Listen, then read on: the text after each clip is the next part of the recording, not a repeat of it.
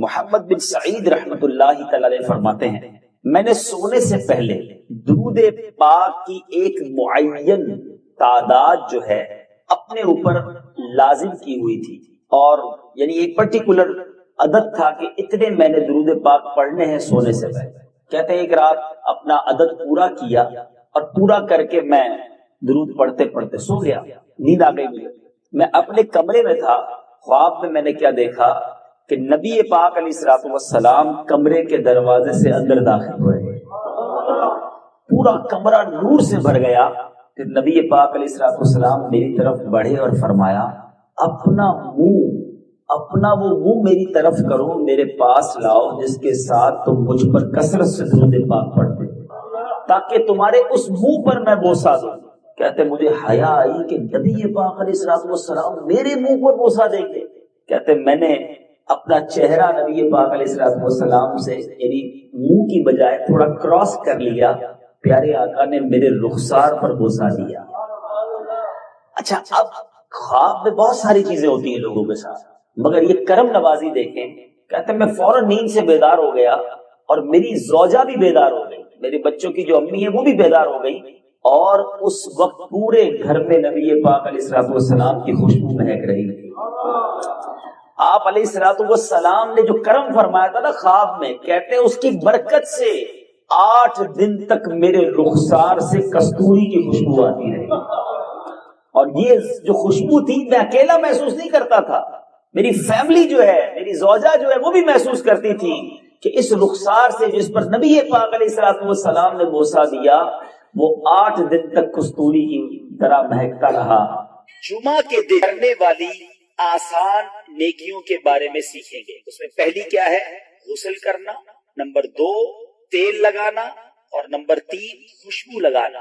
صحابی رسول حضرت سیدنا ابو ہریرہ رضی اللہ تعالیٰ عنہ سے روایت ہے کہ نبی پاک صلی اللہ تعالیٰ علیہ وسلم نے فرمایا، جس کا مفہوم ہے کہ جو کوئی شخص جمعہ کے دن غسل کرے، پھر اپنا سر اچھی طرح دھوئے، پھر اپنی خوشبو میں سے بہترین خوشبو لگائے اور اپنے کپڑے بہترین کپڑے پہنے، پھر نماز کے لیے نکلے اور 2 شخصوں کے درمیان جدائی نہ ڈالے، پھر امام کی بات کو توجہ سے سنے، امام کی بات کو توجہ سے سنے، تو اس کے اس جمعہ سے اگلے جمعہ اور مزید 3 دن کے گناہوں کی مغفرت کر دی جاتی ہے۔ اچھا، پھر نا ذکر میں بھی بڑی خوبصورت احادیث ایسے ذکر ہوئے ہیں کہ کمال ہے۔ سب سے افضل ذکر کس کو کہا گیا؟ کلمہ پاک کو، لا الہ الا اللہ۔ اپنی زبان پر کلمہ پاک کو زیادہ سے زیادہ لائیں۔ احادیث میں مضمون ملتا ہے جو 100 مرتبہ کلمہ پاک پڑھتا ہے قیامت کے دن اس کا چہرہ 14ویں کے چاند کی طرح چمکتا ہو۔ اچھا، پھر ایک کمال کی بات کہوں، ایک بزرگ بڑی پیاری بات فرماتے ہیں، مجھے بہت پسند آئی تھی، آج تک یاد ہے۔ وہ کہتے ہیں اپنی زبان کو کلمے کا عادی بناؤ، ایک وقت آئے گا جب زبانیں بھاری ہو جائیں گی، جب لاسٹ مومنٹ ہوتے ہیں نا، سکرات کا وقت ہوتا ہے، بندہ بول نہیں پاتا، زبان بھاری ہو جاتا ہے، تو جس کی زبان کلمے کی عادی ہوگی سکرات کے وقت بھی زبان پر کلمہ جاری ہوگی۔ اب اس بات کو ذرا غور سے سمجھنا، چوٹ کرنے کے لیے کہہ رہا ہوں۔ آج پورے دن میں کتنی بار کلمہ پڑھا، کل کتنی بار پڑھا تھا، کتنا ٹائم ہو گیا کلمہ پڑھے ہوئے؟ یہ ہماری کیفیت پڑھنا نہیں ہے، اور تمنا یہ ہے کہ مرتے وقت آخری زبان پر جملہ کلمہ پاک ہو۔ کم از کم روز 100 بار تو پڑھو بھائی، چلتے پھرتے افضل الذکر کہا گیا اس، نہیں پڑھتے تو کلمہ پاک کم از کم 100 بار روزانہ پڑھے، عادت بنائیں، چلتے پھرتے پڑھے، اس کی برکتیں دیکھو گے آپ۔ پھر سبحان اللہ، علماء بیٹھے ہیں، بخاری شریف کی سب سے آخری حدیث میں کیا خوبصورت وظیفہ دیا گیا ہے کہ 2 کلمے ہیں، کیا ہے یہ تو الفاظ بھی ایسے موتیوں کی طرح اس حدیث کے، جب بھی پڑھی ایمان تازہ ہو گیا۔ آقا فرماتے حدیث کا مضمون ہے 2 کلمے ہیں، زبان پر ہلکے ہیں، میزان پر بھاری ہیں، اور اللہ کو بڑے پسند ہیں۔ اور کلمے کیا ہیں؟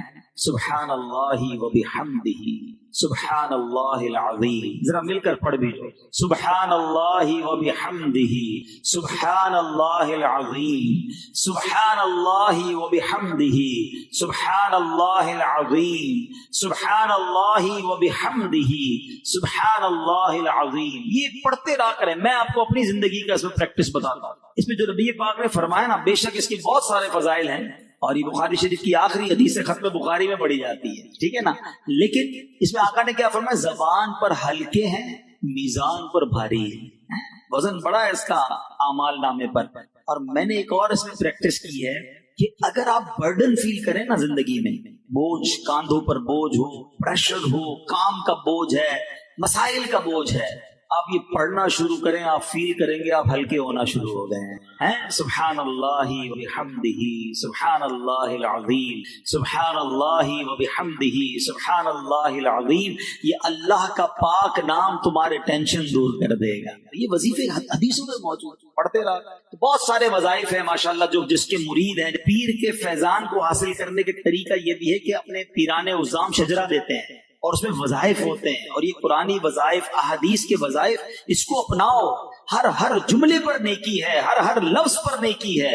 کہ نیکیاں کماتے چلے جائیں تاکہ مرنے کے بعد جب یہ بندہ انبار دیکھے گا نا تو حیران ہو جائے گا کہ یہ کدھر سے نیکیاں آئیں. تو پھر اسے پتہ چلے گا یہ وہ ذکر تھا، وہ درود تھا، وہ دعائیں تھی جو تم نے دنیا میں کی تھی. تو اپنے وقت کو ضائع نہ کرے. اللہ کرے دل میں اتر جائے میری بات. یہ موبائل اور سوشل میڈیا پر جو گھنٹوں ضائع کرتے ہو نا، اس کی جگہ کچھ وقت نکال کر تلاوت میں، ذکر میں، خاص طور پہ پابندی سے نماز کی عادت ڈالیں. اللہ پاک عمل کرنے کی توفیق عطا فرمائے. سرور کائنات علیہ الصلوۃ والسلام ایک جگہ کہیں تشریف لے جا رہے تھے کہ آپ کے سامنے ایک شکاری آیا اور اس نے ایک ہرنی کو پکڑا ہوا تھا. گویا اس نے ہرنی کا شکار کیا ہوا تھا. اس ہرنی نے جب نبی پاک علیہ الصلوۃ والسلام کا دیدار کیا تو ہرنی انسانی زبان میں آقا سے گفتگو کرنے لگ گئے. میرے آقا کی بھی کیا شان ہے، جانور بھی نبی پاک سے گفتگو کیا کرتے ہیں. اور اللہ کے حبیب کی قوت سماعت اور علم کا عالم دیکھیں کہ جانوروں کی بولیاں بھی سمجھا کرتے تھے. ہرنی کہتی حضور میرے چھوٹے چھوٹے بچے ہیں، مجھے تھوڑی دیر کی اجازت دلوا دیں، میں بچوں کو دودھ پلا کر واپس آ جاؤں. آپ ذرا سوچیں، ماں ہوتی ہے، چاہے وہ جانور کی ماں. اس نے یہ نہیں کہا حضور مجھے چھڑوا دیں، مجھے رہا کروا دیں، بس مجھے اتنی رعایت دیں کہ میرے بھوکے بچوں کو میں دودھ پلا کر آ جاؤں. اب ایسا تو کبھی ہوتا نہیں ہے کہ کسی جانور کو کوئی پکڑ کے آ جائے، چھوڑ دے، وہ پھر واپس آ جائے. پیارے آقا علیہ الصلوۃ والسلام نے فرمایا کہ اگر تم واپس نہ آئی تو کیا گارنٹی ہے؟ واپس نہ آئی تو وہ ہرنی کیا کہتی ہے، بڑا میسج ہے اس میں. وہ ہرنی کہتی ہے حضور اگر میں واپس نہ آؤں تو مجھ پر اللہ تعالیٰ کی ایسی لعنت ہو جیسی اس شخص پر لعنت ہوتی ہے جس کے سامنے آپ کا ذکر ہو اور وہ آپ پر درود نہ پڑھے. ذرا سوچیں. اور حضور اگر میں واپس نہ آؤں تو مجھ پر ایسی لعنت ہو جیسی اس شخص پر ہوتی ہے جو نماز تو پڑھے مگر دعا نہ مانگے. یہ بات سمجھنے والی ہے. اچھا نبی پاک علیہ الصلوۃ والسلام نے اس شکاری سے فرمایا اس ہرنی کو چھوڑ دو، یہ تھوڑی دیر میں آ جائے گی. کہ حضور کیا گارنٹی ہے کہ یہ واپس آئے گی؟ فرمایا میں ضمانت دیتا ہوں. وہ پہلے ہی دیکھ رہا تھا کہ یہ کیسی عظیم ہستی ہے، ان کو دیکھ کر ہرنی باتیں کرنے لگ گئی ہے، یہ گارنٹی دے رہے ہیں تو واپس آنا ہے. اس نے اس شکاری نے ہرنی کو چھوڑ دیا. کبھی ہسٹری میں ایسا ہوا نہیں ہے کہ کوئی شکاری کسی پرندے کو، کسی جانور کو گرفتار کر لے، چھوڑ دے اور تھوڑی دیر کے بعد وہ جانور آ کر خود سرنڈر کر دے. مگر زمانے نے یہ منظر دیکھا کہ ہرنی دوڑتے ہوئے نظروں سے اوجھل ہو گئی. آقا بھی وہیں کھڑے ہیں، شکاری بھی وہیں کھڑا ہے. تھوڑی دیر ہوئی تو ہرنی دودھ پلا کر واپس آنے لگی ہے. واپس آ کر اس نے اپنے آپ کو سرنڈر کیا، شکاری نے پھر پکڑ لیا.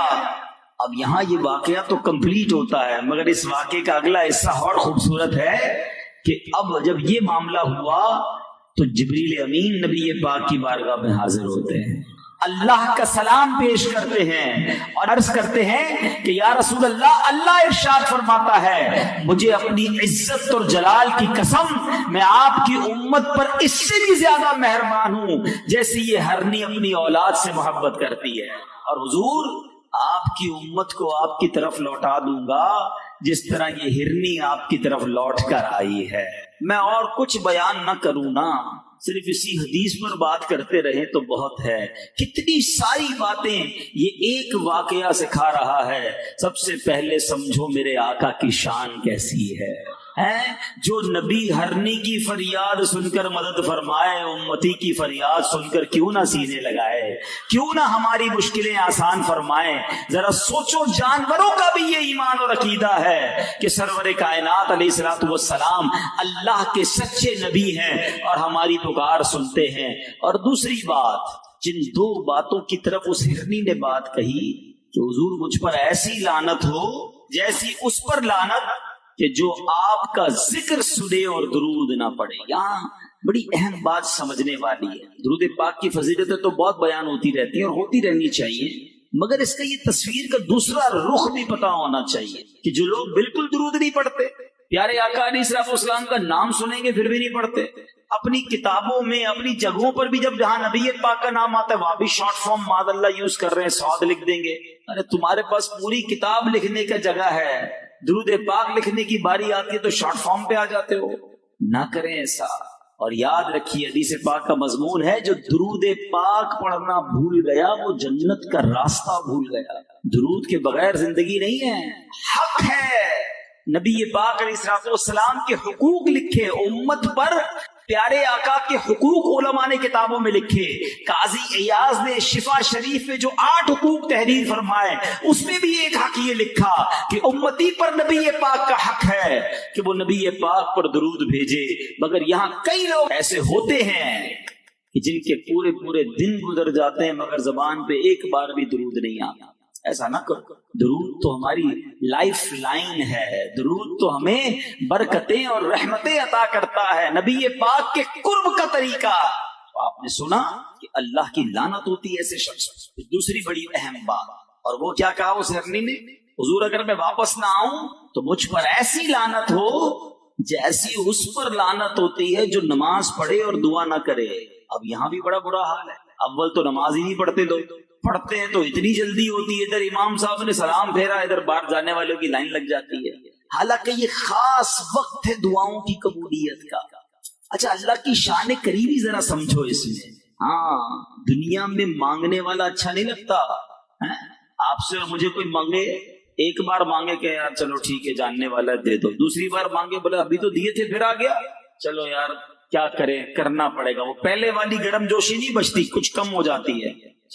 تیسری بار آ گیا، ارے اس کی تو مانگنے کی عادت ہو گئی یہ لگتا ہے، چوتھی بار موبائل ہی بینڈ کر دیتے ہیں، بلاک کر دو بھائی یہ تو مانگنے والا ہو گیا ہے۔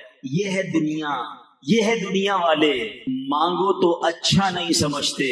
کریم کی شان دیکھو، جو جتنا مانگتا ہے رب اسے اتنا قریب فرما لیتا ہے، اسے اتنا پسند فرماتا ہے۔ جو نہیں مانگتا اللہ اس سے ناراض ہوتا ہے۔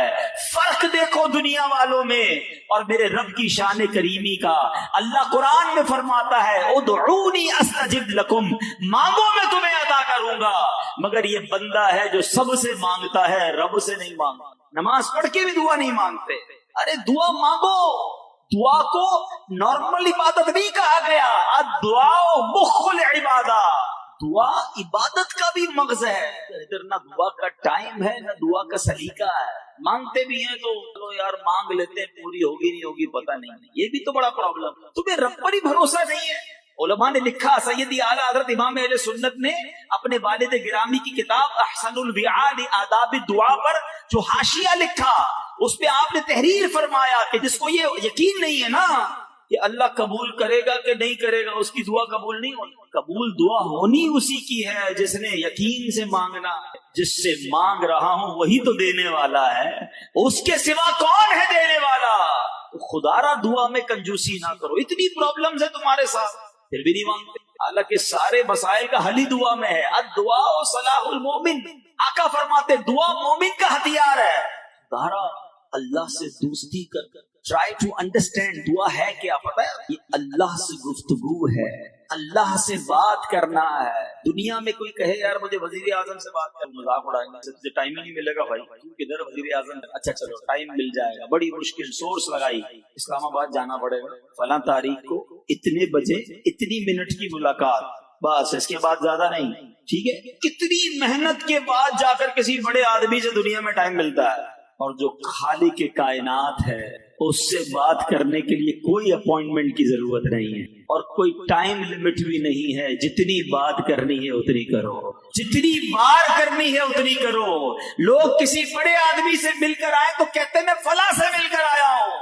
ارے تمہیں رب سے بات کرنے کا روز موقع ملتا ہے تم پھر بھی نہیں کرتے. سمجھو دعا کی اہمیت. مولا علی شیر خدا کس طرح سمجھاتے ہیں؟ فرماتے جب میرا جی چاہتا ہے میں اللہ سے بات کروں تو دعا کرنے لگ جاتا, جب جی چاہتا ہے رب مجھ سے بات کرے تو قرآن پڑھنے لگ جاتا. قرآن اور یہ دعا یہ بڑا کمال کا کنیکشن ہے اللہ سے. ان دونوں سے دور ہو. پلیز اپنی زندگی میں دعا کو شامل کریں. میرا یہ موضوع نہیں ہے ورنہ جی تو چاہ رہا ہے میں دعا پہ ہی بات کرتا رہوں کہ اس کی اور یہ کمال کی کتاب ہے. چلیں بات ہو ہی گئی ہے تو اس کتاب کو حاصل کریں. یہ فیضان اعلیٰ حضرت کا اس کتاب میں مکتبۃ المدینہ نے بڑی آسان اردو میں اس کو چھاپ دیا. یعنی دعا کرنی کب کب ہے, اوقات کیا ہے, آداب کیا ہے, انداز کیا ہو, وہ کون سے کام ہے جن سے دعائیں قبول نہیں ہوتی. ایک بڑا کام تو پتہ ہے کیا ہے؟ حرام کمانے والے کی دعا. ادھر کون چیک کرتا ہے کدھر سے پیسے آ رہے ہیں, کہاں سے آ رہے ہیں؟ بہانے دو بھائی, بیلنس بڑھنا چاہیے.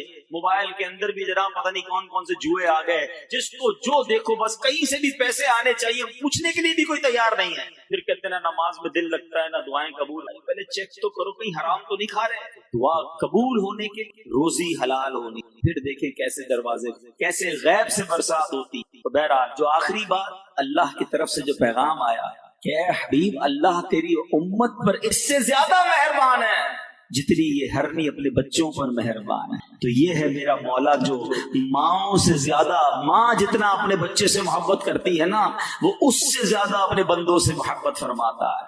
اب ہم ہیں کہ اللہ کی بارگاہ میں سر نہیں جھکاتا. تو امید ہے کہ درود پاک کی اور دعا کی اہمیت سمجھ آئی ہوگی.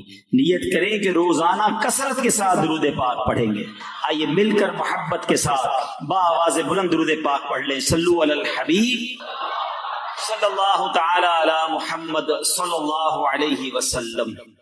آج جو میرا موضوع ہے وہ بہت آسان طریقے سے ہم کس طرح نیکیاں کما سکتے ہیں. سب سے پہلے تو نیکیاں کمانے کا ذہن بناؤ. میں نے اور آپ سب نے دنیا سے جانا ہے, لیکن کچھ لوگ زندگی ایسے گزار رہے ہیں جیسے مرنا ہی نہیں ہے. ان کے ٹائم ٹیبل میں سب کچھ ہے مگر ایسا کوئی پلان نہیں ہے کہ بیچ میں مر گیا تو قبر کیسی ہوگی. نیو کراچی میں رہتا ہوں, تھوڑے پیسے اور بنا لوں تو مکان بڑا کرنا ہے, اور پیسے ہو گئے تو اور اچھی سوسائٹی میں ٹرانسفر ہونا ہے. مستقبل کے 5 سال کا پلان ہے, 10 سال کا پلان ہے. ارے مرنے کا پلان ہے کہ نہیں؟ اور پھر جس قبر میں جانا ہے وہ قبر روشن ہوگی کہ نہیں؟ ادھر میرے اور آپ کے صرف اعمال کام آئیں گے. پلیز سمجھو بات کو. قبر میں کوئی تجوری نہیں ہے, کفن میں کوئی جیب نہیں ہے, یہ سب ادھر رہ جائے گا. میں اکیلا جاؤں گا اور میرے اعمال جائیں گے. آج میں اور آپ کسی شہر میں, ملک میں جانے کا پلان بنائیں. کوئی پنجاب جانے والا ہو, کوئی ناردرن ایریاز میں لوگ جا رہے ہیں, کوئی بیرون ملک جانا چاہتا ہے. کیا کرتے ہو آپ؟ یار موسم کیسا ہے آج کل, کپڑے کیسے لینے ہیں, بیگ کتنا بڑا ہوگا. 4 دن کا سفر ہے تو چھوٹا بیگ, 15 دن کا سفر ہے تو بڑا بیگ, سردیاں ہیں تو جیکٹ بھی ڈالتے ہیں. کتنے کون سی کرنسی چلے گی, وہ پیسے بھی لیتے ہیں. 5, 10, 15 دن کے سفر کی تیاری کے لیے سب تیاری ہے. ایک ایسا سفر کرنا ہے مجھے اور آپ نے جو 5, 10, 15 دن کا نہیں ہے. اچھا اس سفر میں تو دوست, فیملی, بہت سارے لوگ شامل ہو سکتے ہیں. ادھر کہیں ملک میں پہنچ گئے, پیسے ختم ہو گئے, فون کر کے منگوا سکتے ہیں. انٹرنیٹ کے ذریعے آپ کو چیزیں مل جائیں گی. میں جس سفر کی بات کر رہا ہوں اکیلے جانا ہے, وہاں کچھ منگوا نہیں سکتے. جو کر گئے نا وہی ملنا ہے. یا تو کام ایسے کر جاؤ جو ادھر ملے, یا جو ساتھ لے جاؤ گے وہ ساتھ جائے گا. اکاؤنٹ کلوز ہو جائے گا. مگر اس سفر کی کون تیاری کر رہا ہے؟ کون اس کی فکر کر رہا ہے کہ یار ادھر کون سی کرنسی کام آئے گی, کون سے اعمال کام آئیں گے؟ میرے نیچے اسلامی بھائیوں, پہلے کے زمانے میں کیا ہوتا تھا, لوگ کسی کے جنازے میں جاتے تھے. آج ہم کسی کے جنازے میں جائیں تو ہمیں پتا کرنا ہو کہ یار میت کا بیٹا کون ہے یا میت کا رشتہ دار کون ہے, تو ہم دیکھتے ہیں کون رو رہا ہے, یہ کس سے لوگ مل رہے ہیں. ہماری نشانی یہ ہوتی ہے کہ یہ لگتا ہے میت کا کوئی وارث ہے. پہلے کے زمانے میں میت کا وارث ڈھونڈنا بڑا مشکل ہوتا تھا. کیوں؟ سارے رو رہے ہوتے تھے. کیوں رو رہے ہوتے تھے؟ میت سے پیار ہوتا تھا؟ نہیں, سب کو اپنی قبر یاد آتی تھی، یہ مر گیا میری باری ہے۔ قبرستان جاتے تھے تو ہال آتا تھا، قبر دیکھتے تھے تو نیند اڑ جاتی تھی کہ اسی قبر میں مجھے اتارا جائے گا۔ اتنی گرمی کے دن چل رہے ہیں، لائٹ چلی جائے تو کیا حال ہوتا ہے؟ جنریٹر لگائے ہیں، یو پی ایس لگائے ہیں، اے سی لگائے ہیں لوگوں نے، کسی طریقے سے گرمی والی رات نہ گزرے۔ تم سے ایک رات بغیر پنکھے کے نہیں گزرتی۔ سوچو قیامت تک جس کی قبر میں آگ بھڑکا دی گئی وہ کیسے گزارے گا وہ راتیں؟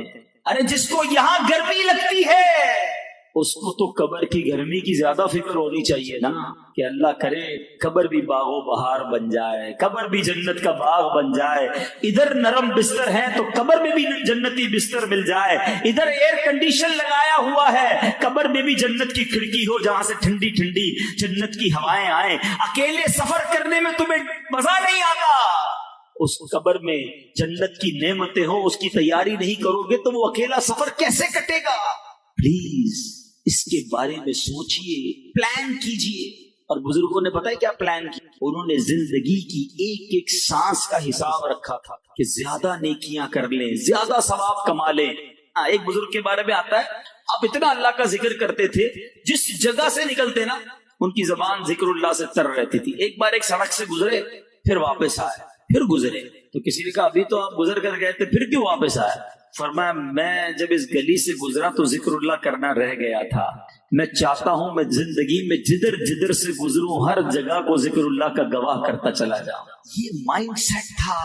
اب اسی بات سے اگر میں ایک بات سوچوں کہ ان کی تو یہ تمنا تھی کہ جدھر جدھر سے گزروں میرے نیکیوں کی وہ جگہ گواہ بنے، مگر ہم میں سے کئی لوگ ایسے ہوتے ہیں جو جدھر جدھر جاتے ہیں ادھر جا کر گناہ کرتے ہیں، ان تمام جگہوں کو اپنے گناہوں کا گواہ کر رہے ہیں۔ ایک تو بڑا وبال یہ میوزک آ گیا ہے، گاڑی کے اندر ٹیپ لگایا، گانے بج رہے ہیں، گھر سے آفس گئے سارے راستے کو گناہ کا گواہ کر دیا۔ یہ زمین گواہی دے گی، یاد رکھنا۔ اچھا موٹر سائیکل پر تو ٹیپ تھا نہیں، مگر گناہ کمانے کا شوق بہت ہے تو ہیڈ فون لگایا، موٹر سائیکل بھی چلا رہے ہیں اور گانے سن رہے ہیں۔ سوچو اللہ نہ کرے اسی حالت میں ایکسیڈنٹ ہو گیا تو یہ کیسی موت ہوگی، کبھی سوچا؟ اور یہ ساری زمین تمہارے گناہوں کی گواہ ہو رہی ہے۔ دنیا میں سفر کرتے ہیں لوگ، کیا کرتے ہیں؟ وہاں جا کے گناہ کرتے ہیں، بے عیاشیاں کرتے ہیں۔ اگر کبھی سفر کا موقع ملے نا، میں آپ کو سمجھنے والی بات ہے، لالچ پتہ کیا کیا کرو، یار ایک شہر آیا ہے رک کر 2 رکعت نفل پڑھ لوں، یہاں بھی میرے سجدوں کی گواہی ہو جائے۔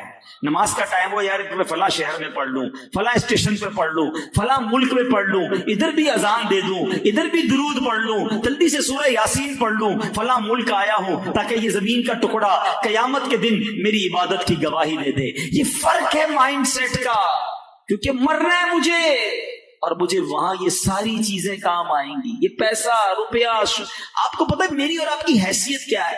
آج کل زندگی میں لوگ ایک بڑا جس کو کہنا کہ ٹارگیٹ ہو گیا ہے، یار میرا نام ہونا چاہیے، شہرت ہونی چاہیے۔ شہرت ایسی خطرناک چیز ہو گئی ہے، اور اب تو ایسے کاموں میں لوگ شہرت ڈھونڈ رہے ہیں کہ سمجھ نہیں آ رہی۔ اب وہ رہی صحیح جو تباہی ہے وہ یہ سوشل میڈیا نے پوری کر دی ہے۔ ہر بندے کو اپنا پیج بنانا ہے، اپنا کوئی چینل بنانا ہے، اب رہا سا تو وہ کوئی ٹک ٹاک آ گیا ہے تو وہ بنانا ہے تاکہ کچھ لائک مل جائیں، کچھ مشہوری ہو جائے، کچھ فالوور بن جائیں۔ سوچو یہ سب کچھ کس لیے کر رہے ہو؟ نام بن جائے۔ اچھا پھر ادھر چین نہیں آتا تو کچھ سیاست میں جاتے ہیں۔ اچھا سیاست میں بھی کوئی پوچھتا نہیں ہے تو محلے میں کوئی نہ کوئی کمیٹی کے چیئرمین بننے کا شوق بن جاتا ہے۔ جس کو شوق ہے ان چیزوں کے، عہدوں کا، کہ یار میرے نام کے ساتھ کچھ تو لگے نا، کہ فلاں علاقے کا چیئرمین تو فلاں کمیٹی کا چیئرمین تو فلاں اس کا شعبہ عہدہ۔ سوچو جس دن میں اور آپ مریں گے نا، میں کسی اور کی مثال نہیں دیتا، اپنی مثال دیتا ہوں سمجھانے کے لیے۔ میرا نام عبدالحبیب اتاری ہے، دنیا میں کچھ لوگ مجھے بھی جانتے ہیں، لیکن جس دن میرا انتقال ہوگا نا میری سانس بند ہوگی، ایک بندہ بھی ایسا نہیں ہوگا جو یہ کہے کہ عبدالحبیب کہاں ہے۔ کیا کہیں گے؟ میت کہاں ہے، جنازہ کتنے بجے ہے، میت کو غسل کب دیا جائے گا۔ ارے میرا نام تھا بھائی، دنیا جانتی تھی، یہ نام کدھر گیا میرا؟ حضرت آنکھیں بند ہوئی، نام ختم ہو گیا۔ اے چیئرمین صاحب، ایم این اے صاحب، ایم پی اے صاحب، منسٹر صاحب، کونسلر صاحب، ریٹائر فلاں سب ختم۔ آپ کا نام اب میت ہو گیا ہے، اب آپ کا نام جنازہ ہو گیا ہے۔ یہ ہے میری اور آپ کی حیثیت، مگر ساری زندگی کوشش کر رہے ہیں کہ کسی طرح بس کچھ مشہوری، کچھ نام، کچھ عہدہ بن جائے۔ ارے ایسے کام کرو آپ کو پتا ہے دنیا میں جو مال کے پیچھے بھاگتے نا، ان کے مرنے کے بعد ان کی قبر پر قرآن پڑھانے کے لیے بھی پیسے دے کے ہی بلانا پڑتا ہے، اور جو اللہ کے دین کی خدمت کرتے ہوئے دنیا سے جاتے ہیں، دنیا بھر کے لوگ ان کے مزار پر حاضری سعادت سمجھتے ہیں، خود ہی قرآن پڑھنے والے آ جاتے ہیں، خود ہی درود پڑھنے، تاتا بنا ہوا ہوتا ہے زائرین کا۔ فرق دیکھو زندگی گزارنے کا، جو زندگی اللہ کی راہ میں گزارتا ہے، اللہ کو راضی کر کے گزارتا ہے، اللہ اس کی قبر کو بھی لوگوں کے لیے مرجع خلائق بنا دیتا ہے۔ اللہ کرے یہ بات سمجھ آ جائے کہ ہمیں زندگی کیسے گزارنی، تو اللہ کا ذکر یہ ہمیں کرنا ہے، کرتے رہنا ہے۔ یہ ایسی نیکی ہے جو بہت تھوڑی ایفرٹ سے بہت بڑا ثواب میں اور آپ کما سکتے ہیں۔ سیدنا جنید بغدادی ہی کے دور کا ایک واقعہ ہے۔ آپ کے پاس ایک چڑیا تھی، کسی نے تحفے میں دی تھی، آپ نے جو ہے وہ اس کو، پرندہ تھا وہ، تھوڑے عرصے بعد آپ نے اس پرندے کو رہا کر دیا، آزاد کر دیا۔ تو کسی نے کہا وہ پرندہ کہاں گیا؟ آپ نے فرمایا وہ پرندہ مجھ سے کہتا ہے جنید تم تو دوستوں کے ساتھ بڑے مزے کرتے ہو اور مجھے تم نے قید کیا ہوا ہے، میں تو نہیں مل سکتا اپنے دوستوں سے۔ اب فرماتے مجھے رحم آیا، میں نے پرندے کو رہا کر دیا۔ وہ پرندہ پتہ کہتا کیا ہے؟ کہتا ہے جنید ایک بات بتاؤں کہ جب پرندہ اللہ کے ذکر سے غافل ہوتا ہے نا، تب وہ قید میں گرفتار کر دیا جاتا ہے۔ اے جنید میں ایک دن اللہ کے ذکر سے غافل ہوا تھا، مجھے قید کی سزا بھگتنی پڑی۔ ہائے ان لوگوں کا کیا ہوگا جو ساری زندگی اللہ کے ذکر سے غفلت میں گزارتے ہیں۔ کتابوں میں لکھا علماء نے، درخت پر آرا جب ہی چلتا ہے، درخت کٹتے نا، فرمایا درخت پر آرا جب ہی چلتا ہے جب وہ درخت ذکر الہی ترک کر دیتا ہے۔ مچھلی، جانور جب بھی گرفتار ہوتے ہیں یا ذبح کیے جاتے ہیں یا پکڑے جاتے ہیں کہ جب وہ اللہ کے ذکر سے غافل ہو جاتے ہیں۔ اشرف المخلوقات ہے میں اور آپ، ساری کائنات اللہ کا ذکر کر رہی ہے، اور یہ بندہ ہے جو رب کے ذکر سے غافل۔ کتنی صبح سے لے کر اب تک کتنی بار اللہ کا نام لیا، کتنی بار میری زبان نے کلمہ پاک پڑھا، کتنی بار میں نے اللہ کی شان بیان کی۔ نہیں کرتے، نہ کریں ایسا۔ حالانکہ تھوڑے کام کے پیسے تھوڑے ہوتے ہیں دنیا میں، جتنا تھوڑا کام اتنی تھوڑی مزدوری، زیادہ کام کرو گے پھر پیسے ملتے ہیں۔ اللہ کے ذکر کی شان دیکھو ذرا، مل کر کہو سبحان اللہ، اب کہیں الحمدللہ، اب کہیں اللہ اکبر۔ خالی 30 سیکنڈ نہیں لگے ان 3 جملوں کو کہنے میں۔ بڑے بڑے ہو سکتے ہیں یہاں تاجر بیٹھے ہوں، کبھی حساب لگائیے گا کہ 30 سیکنڈ میں کتنے پیسے کما لیتے ہو آپ۔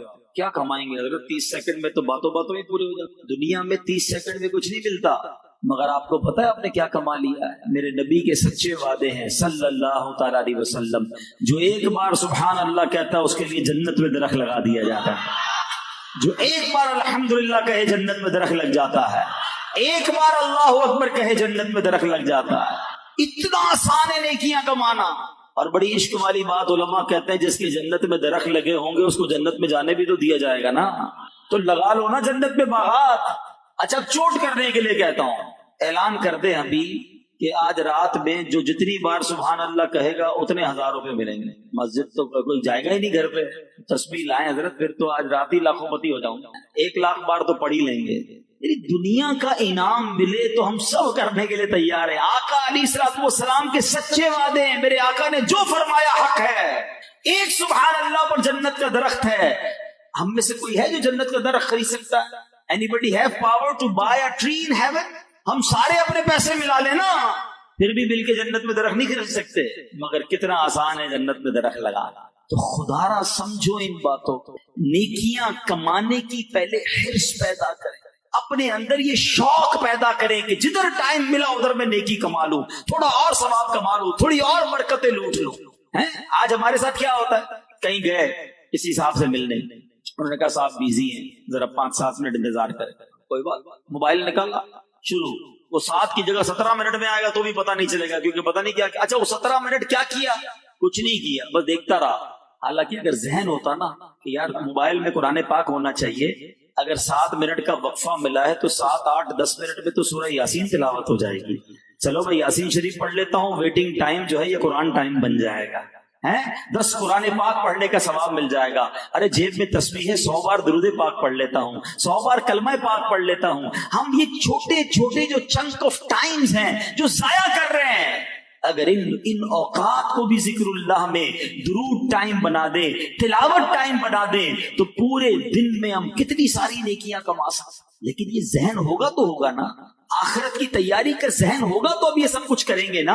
حالانکہ ذکر اللہ کی فضیلتیں کتنی ہیں، سنو اللہ کریم قرآن مجید میں کیا ارشاد فرماتا ہے، کیسی کیسی ہمیں گویا رہنمائی قرآن عطا فرما رہا ہے۔ اللہ کریم فرماتا ہے فَاذْكُرُونِي أَذْكُرْكُمْ، تو میری یاد کرو میں تمہارا چرچا کروں گا۔ اے ذکر کرنے والو، رب تمہارے ذکر کو بلند فرما دے گا۔ اللہ کریم نے کیسے کیسے انعام تیار کر رکھے ہیں۔ اللہ قرآن میں فرماتا ہے وَالذَّاكِرِينَ اللَّهَ كَثِيرًا وَالذَّاكِرَاتِ أَعَدَّ اللَّهُ لَهُم مَّغْفِرَةً وَأَجْرًا عَظِيمًا۔ ترجمہ کنز الایمان، اور اللہ کو بہت یاد کرنے والے اور یاد کرنے والیاں، ان سب کے لیے اللہ نے بخشش اور بڑا ثواب تیار کر رکھا۔ ارے ادھر کا تو معاملہ تیار ہو جائے گا اگر ادھر ذکر اللہ تم کرنے والے ہو جاؤ گے، تلاوت کرنے والے ہو جاؤ گے، رب کی یاد کو دل میں بسانے والے ہو جاؤ گے۔ اچھا شیطان بھی وسوسہ ڈالتا ہے، بعض اوقات دل میں ذکر اللہ کی وہ برکت یا وہ چاشنی یا وہ دل نہیں لگتا۔ ایک شخص اللہ اللہ کر رہا تھا، شیطان نے اسے کہا تو اللہ اللہ کر رہا ہے، ادھر سے تو کوئی جواب ہی نہیں آتا، کیا ضرورت ہے اللہ اللہ کرنے کی؟ اس کا دل ٹوٹ گیا، کہتا ہے واقعی میں تو روز اللہ کو یاد کرتا ہوں، ادھر سے کوئی جواب ہی نہیں آتا۔ تو سویا، رات کو خواب میں حضرت خضر علیہ السلام کی زیارت ہوئی۔ فرمایا اللہ تعالیٰ نے مجھے حکم دیا ہے کہ تجھ تک یہ پیغام پہنچاؤں کہ میرے بندے، جو تیرے دل میں اللہ کے ذکر کرنے کا شوق پیدا ہوا، یہی تو ہمارا جواب ہے۔ تیری ہر بار یا اللہ میں ہماری 100 لبیک پوشیدہ ہے۔ تو جو ذکر کرنے کا موقع، دعا کرنے کا موقع، تلاوت کرنے کا جو موقع ملا ہے نا، کس نے دیا ہے؟ ولا حول ولا قوت الا باللہ العلی العظیم۔ ارے اللہ کی توفیق کے بغیر کوئی کچھ نہیں کر سکتا۔ اگر مجھے اللہ نے دعا کی توفیق دی ہے تو قبول بھی وہی فرمائے گا، ذکر کا موقع دیا ہے تو کرم بھی وہی فرمائے گا۔ بس میرا اور آپ کا یہ ذہن بننا چاہیے کہ میں نے اپنے اوقات کار کو ضائع نہیں کرنا، اللہ کی یاد میں زندگی گزارنی ہے۔ احادیث میں یہ مضمون ملتا ہے کہ جب بندہ اللہ کا ذکر کرتا ہے، اللہ تبارک و تعالیٰ فرماتا ہے، حدیث قدسی ہے جس کا مضمون ہے، اے میرے بندے تو جب اکیلے میں میرا ذکر کرتا ہے میں بھی اکیلے میں تجھے یاد کرتا ہوں، جب تو مجمع میں میرا ذکر کرتا ہے میں اس سے بہتر مجمع میں تیرا ذکر کرتا ہوں۔ اگر تو میری طرف ایک بالشت بڑھ کر آتا ہے، میری رحمت ایک ہاتھ بڑھ کر آتی ہے، تو چل کر میری طرف آتا ہے، میری رحمت دوڑ کر تیری طرف آتی ہے۔ اللہ چاہتا ہے میری اور آپ کی بخشش، اس کی مشیت یہ ہے۔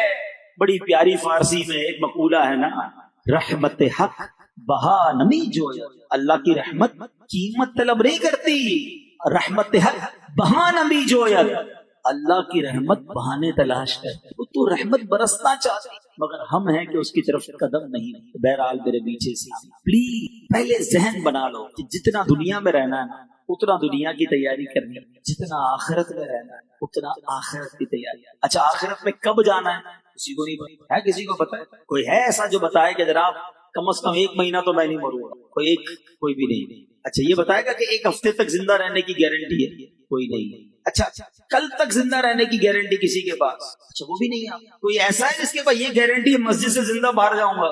یار آپ تو ہوشیار ہیں، سب پتا ہے آپ کو۔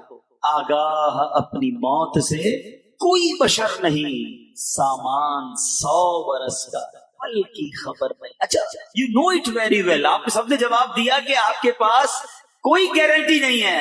اچھا پھر وہ کتنا بے وقوف ہوگا کہ جس کو پتا ہے میں صبح تک زندہ رہنے کی گارنٹی نہیں، پھر بھی موت کی تیاری نہ کرے، پھر بھی توبہ نہ کرے، پھر بھی نماز نہ پڑھے۔ یعنی آپ سوچیں، ایک طرف تو پکا ایمان ہے کہ کبھی بھی مر جاؤں گا، اور دوسری طرف قبر میں کیسے جانا ہے اس کی تیاری بھی نہیں کرنی ہے۔ وال کی زکات نکالتے تاکہ غربا اور مساکین مسلمان ماہ رمضان میں روزوں کی تیاری کر سکیں۔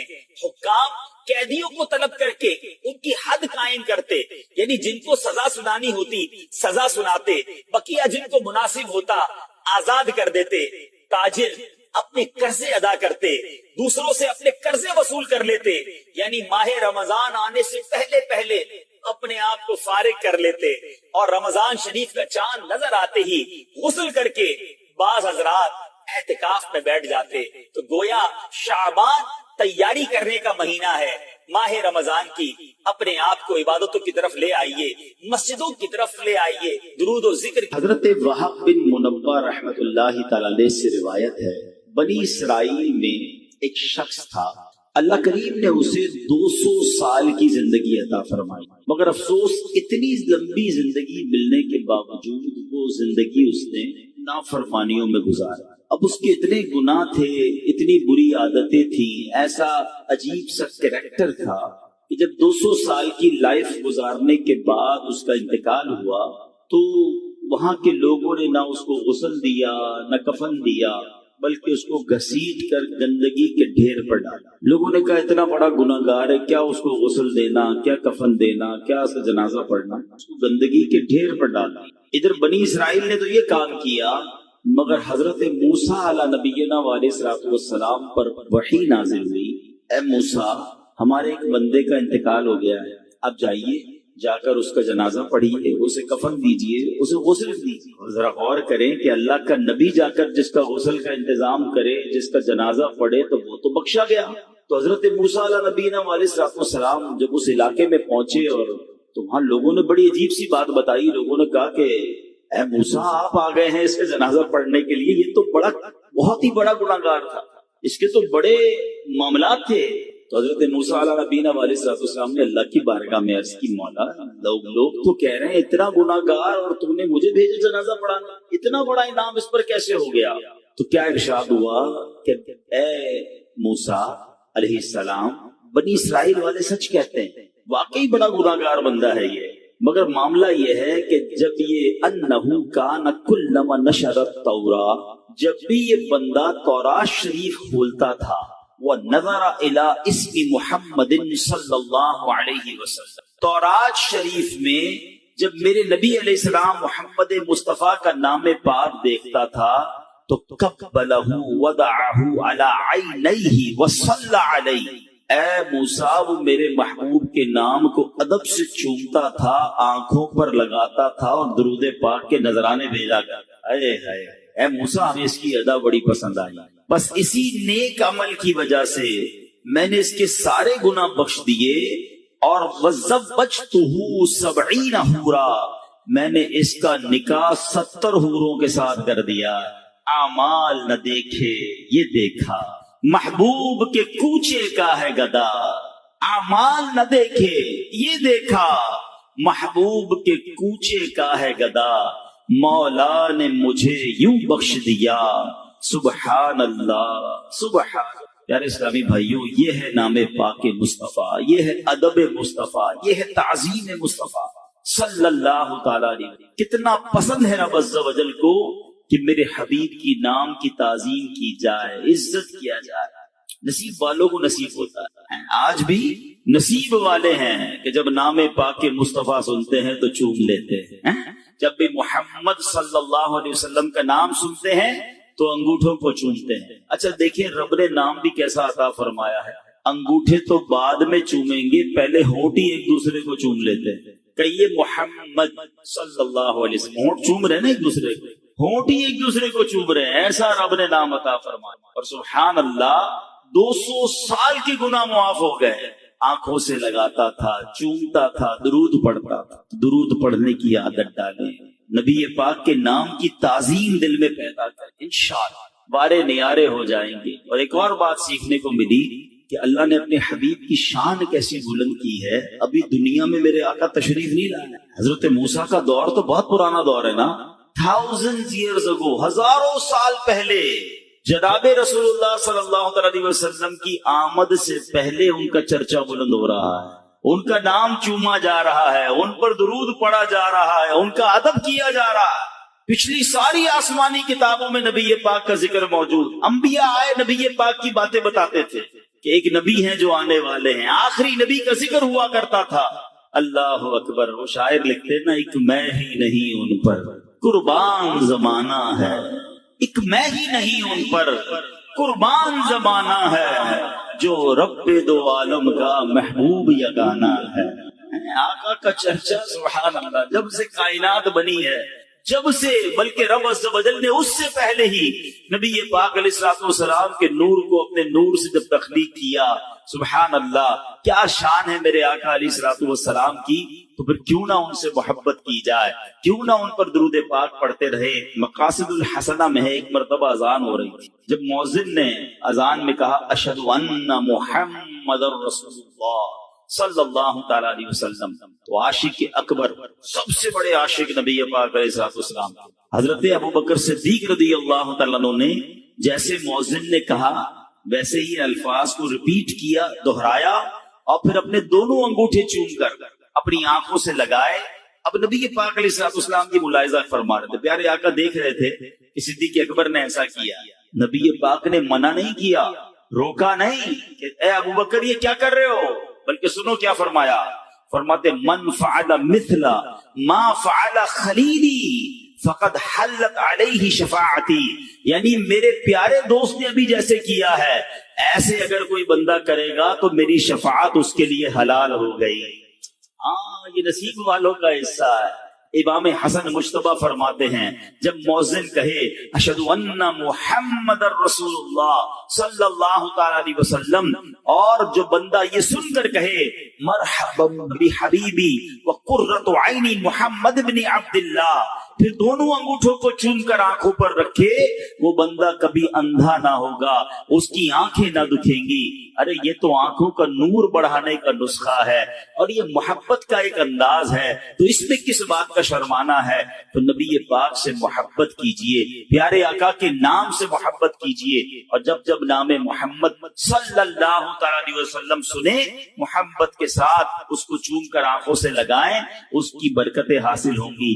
شاعر لکھتے ہیں نا، لب پر آ جاتا ہے جب نام جنا، منہ میں گھل جاتا ہے شہد نایا، لب پر آ جاتا ہے جب نام جنا، منہ میں گھل جاتا ہے شہد نایا، وجد میں ہو کے ہم اے جاں بیتاب اپنے لب چوم لیا کرتے ہیں، لب خود ہی چوم لیتے ہیں نا ایک دوسرے کو، محمد جب کہتے ہیں تو سبحان اللہ لب ایک دوسرے کو چوم لیا کرتے ہیں۔ اللہ نبی پاک کے نام کی تعظیم ہم سب کو نصیب فرمائے۔ ایک بار پھر درود پاک پڑھ لیں، صلو علی الحبیب صلی اللہ تعالی علی محمد صلی اللہ علیہ وسلم۔ انشاءاللہ نبی پاک کا ذکر خیر سنیں گے، پیارے آقا کے مبارک نام ہی کے کچھ اوصاف آج سنیں گے، اور نبی پاک کی شان تو ایسی ہے جس بھی طرف نظر دوڑائیں اللہ نے اپنے نبی کو ایسا باکمال بنایا ہے، ایسا شاندار بنایا ہے۔ آپ کے چہرے کے اوصاف، آپ کے جسم مبارک کے اوصاف، آپ کے معجزات پر بات کی جائے، آپ کے اخلاق پر بات کی جائے، آپ کی بہادری پر بات کی جائے، آپ کی سخاوت پر بات کی جائے، آپ کی عقل مبارک پر بات کی جائے، یا آپ کے فیصلوں پر بات کی جائے، آپ کی سیرت کے جس بھی پہلو پر بات کی جائے، عقل حیران ہو جاتی ہے کہ اللہ نے اپنے حبیب کو کیسا شاندار بنایا ہے۔ میرے آقا جب مدینے نہیں گئے تھے، تشریف نہیں لے گئے تھے، مدینے کو لوگ کیا کہتے تھے؟ یثرب کہتے تھے۔ یثرب کے معنی آفتوں اور بلاؤں والی زمین، اور نبی پاک کے قدم لگے ہیں تو کیا ہو گیا؟ وہ مدینہ منورہ بن گیا۔ اس کی ہوا میں شفا، اس کے غبار میں شفا۔ شاعر کہتے ہیں نا، جب سے لگے ہیں قدم رسالت مآب کے، جب سے لگے ہیں قدم رسالت مآب کے، جنت بنا ہوا ہے مدینہ حضور کا۔ مدینے کے مقدر جاگ گئے، بھاگ جاگ گئے، کیوں؟ ذرہ ریگ کو دیا تو نے طلوع آفتاب۔ ایک ایسی شخصیت ہے جو نبی پاک کی جان لینے کے لیے تلوار لے کر پیارے آقا کو تلاش کر رہی ہے، معاذ اللہ نبی پاک پر اٹیک کرنا ہے، مگر جب جلوہ جانا دیکھا، ایمان قبول کیا، اس شخصیت کو پھر نبی پاک نے کیا بنا دیا؟ وہ عمر فاروق بن گئے۔